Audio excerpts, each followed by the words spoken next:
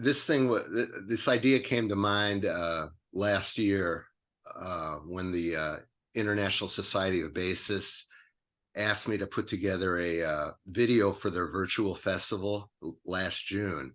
Mm-hmm. And I had been playing with Mark Feldman since Catch 35 reopened after the pandemic.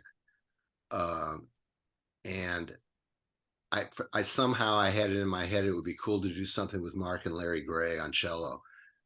I don't know where that came from, but it seemed like a good idea.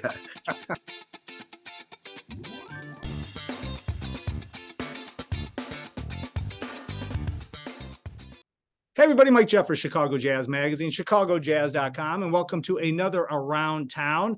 And this is our special Jazz Fest preview around town. And today we're talking with Eric Hochberg. I'm sure many of you know who Eric Hochberg is. He has been playing around the city, but also throughout the entire world for many, many years. And I will have him back on to discuss his whole career because we need to get into that at some point because that could be a long conversation, which it will be. But today I wanted to focus on the Chicago Jazz Fest, of course, coming up August 31st through September 3rd in Millennium Park.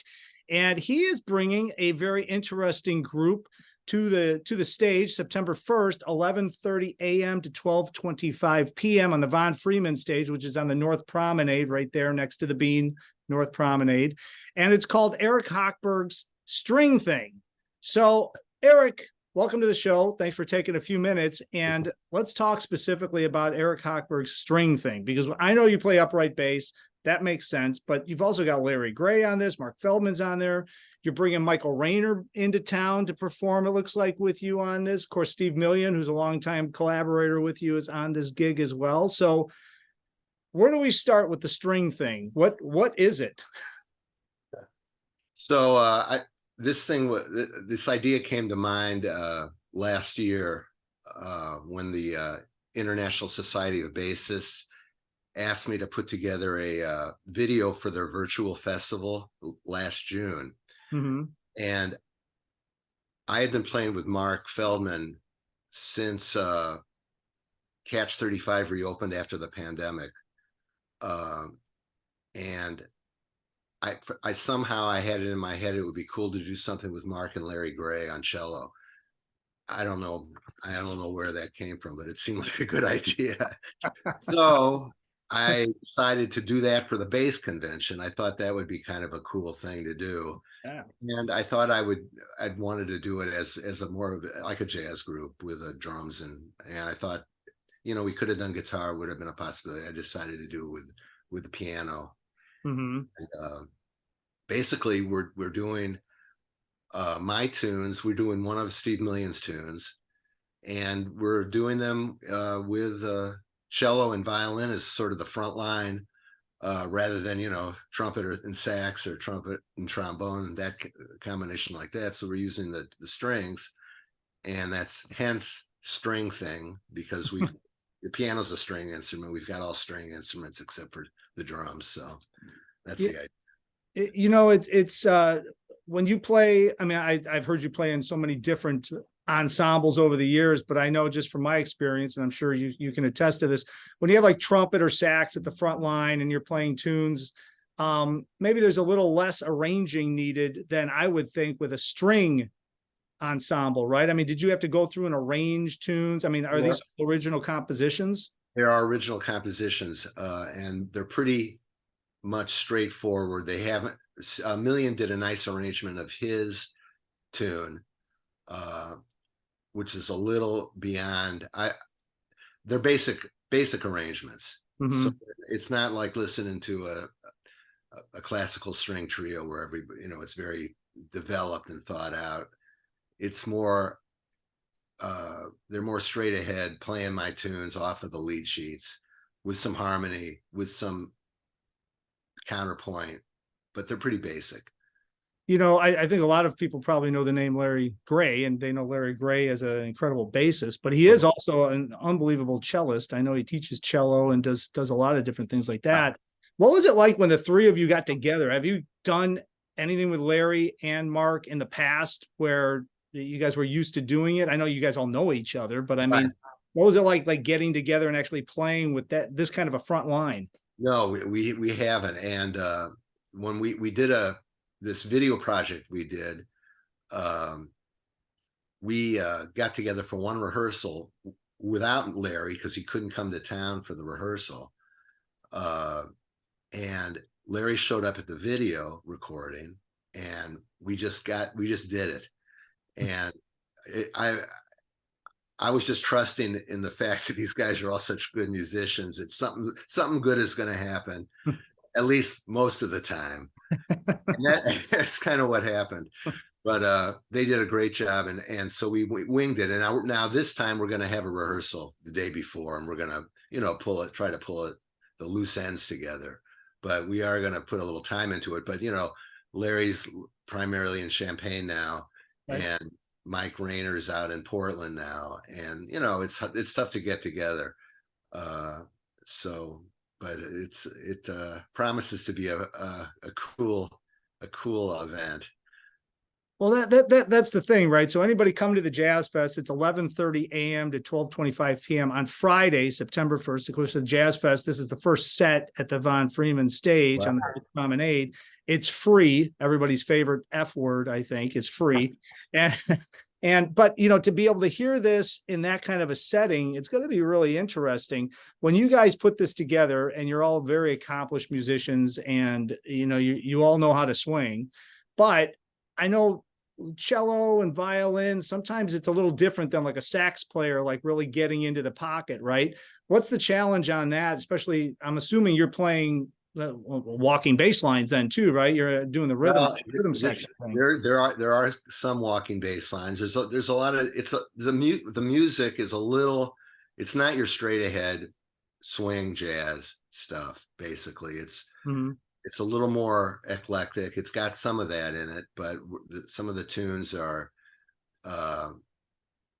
we're doing straight eighth stuff. We're doing a lot of some 3/4. In fact, we have 3 tunes in 3. We're not playing standards, swinging. Right. We're not swinging standards with this group, which would be very cool too. But these guys all swing. Larry swings as a bass player. He swings as a cello player. Mark Feldman swings as a violinist. First time I played with Mark, I felt like, oh my gosh, I feel like I'm back with Johnny Frigo again. Really? Because he's just such a great violinist. And it just reminded me of playing with Johnny on some level. You know what I mean? The quality of his improvisations. I just felt like, oh great, this is fantastic. This guy really has it, so it's very exciting. So it's not going to sound like a sax player. It's not going to sound like the Jazz Messengers. You know what I mean? But it's different. It's a different sound, and and everybody, these guys blow so well. It's so incredible that it's going to be interesting no matter what. Well, it's sounding to me like that you guys have already done this once a year ago. Now this is sort of, you're getting back together and you're rehearsing and you're actually doing this. Almost sounds to me like this could be something that you do again and again and again down the road, because it's really unbelievably interesting to listen to and watch, right? I would certainly like to do it more often, and hopefully, we'll get the opportunity. But this will be basically our debut live performance at the Jazz Festival. So we'll see what happens, the nice thing is too, that makes this a little bit easier to do on a more consistent basis now moving forward, is because it's really only 2 other instruments. It's not like you're bringing in an ensemble and you've got to deal with 10 or 12 different string instruments. But I'm sure with the piano filling everything out, it probably sounds like there's like 10 instruments with the way things can get arranged, especially with the way strings can work within each other and also harmonize with each other, right? Sure. Oh yeah. I mean, there's a lot of, we're doing this, some of the stuff's arranged, some of it is open-ended and free. And there's just a lot of different things going on here. But hey, the music could have been done with tenor and trumpet, but we're doing it this way, and it's a different sound, and hopefully people are going to enjoy it. No, I think they will. So let me make sure everybody knows again, September 1st, 11:30 a.m. to 12:25 p.m. Von Freeman Pavilion right there in the North Promenade, just north of the Bean for everybody that knows that area there. Eric Hochberg's StringThing. And of course, I'd be remiss if I didn't mention the fact that you're like one of the hardest working musicians here in town, you and Steve Million. And you do Catch 35 Wednesdays through Saturdays, right? And is that Right. that's 5:30 to 8:30 p.m. right there, Catch 35 West Wacker. Correct. And you do an interesting thing there too. You've been doing this for years and years and years. And it came back after the pandemic. Big, props to them for bringing it back, because some places lost their music over the pandemic and never brought it back. So it's incredible that they brought it back. But you also do special guests each night. So, it's you and Steve are the primary group, and then you have special guests. Just real briefly, how did that come about? Because I mean, it's such a long running gig now, and it's that many days. It's just nobody has these types of runs anymore. Right. It was just a wonderful thing that's happened. When we started doing this in 2005, Rob Parton was the leader of the group, and he was, I think he was here for 6 years, and then he moved to Columbus, Ohio to teach, and I took over. And when I took over, I decided I didn't want to have a regular trio. I wanted to have a special guest every night, so to give some variety to the proceedings. It was mostly Rob, Steve, and I for 6 years. Yeah. And when we'd sub out, we'd get different people. Rob would get different subs on his instrument, but I wanted to do a regular thing, so every night was going to be something different. And when we started, we'd been doing it 5 nights a week up until the pandemic. And so we had a lot of musicians booked every month. And it's just been really exciting. Now we're doing 4 nights a week. And on Thursdays we do Beyond Night, which is, we're getting groups that are more pop oriented. They wanted to make a change there, and we're doing that, and successfully. They're very happy with it, and it seems to be going well. So, well, and to your credit too, because a lot of musicians wouldn't say, hey, you know what, let's just keep the same trio, let's keep this thing going. To your credit, you're showcasing all these different musicians, and some wouldn't get this kind of a showcase to be able to do something in, because I see the lineups all the time. Of course, we should tell everybody EricHochberg.com is the website, but then if head over to Facebook, and he updates it all the time, because he's it's easier to update it in one spot with all these different guest artists. But you have vocalists, you have horn players, different pianists even coming in and subbing in for Steve, along with different combinations. It's like a full-time booking gig. It seems like. Yeah, it keeps you busy for a few days, especially when it was 5 days a week, and we were doing all 5 days. Yeah, it'll keep you busy for a few days, just getting everything organized.